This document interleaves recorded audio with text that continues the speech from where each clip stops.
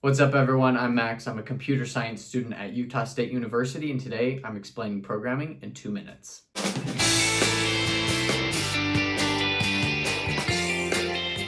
Programming is the input we give computers so that they can complete tasks. And programmers, like me, are the people that write programs so that computers can complete tasks. So how does this all work? Computers only understand ones and zeros. And those ones and zeros make up numbers, words, pictures, videos, anything you see on a digital screen. So when computers were first created, people actually wrote in ones and zeros. They would just take punch cards and punch in and punch out, and that would tell the computer what to do. So it's really hard for people to actually read ones and zeros and know what is going on, which is why we come up with programming languages. And a programming language is just a higher level way for humans to write out programs. So a programmer is usually writing in a language like Python, Java, or C++, and then what they write is translated into ones and zeros, which is what your computer and your phone and every other digital device is actually looking at. If you think about something like Netflix, right? You're just streaming it at your home, but behind the scenes, there's a huge network of databases to get all your videos, and then they have customer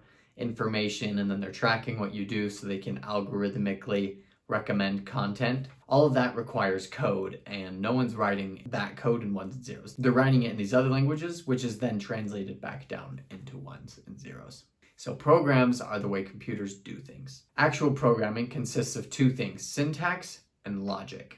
Logic is the same across all languages and computers. So once you learn the ideas of loops and lists and strings and numbers, then you're able to take those ideas and apply them to many different programming languages. Programming lets us tell computers how to complete tasks. Languages like Python, Java, C++ are ways that developers, the people writing the code, can do it faster. This is a logical yet immensely creative craft that everyone can and does benefit from. Thanks for watching today. Leave me a like on your way out. Drop a comment if you have any other thoughts about programming. Stay effective.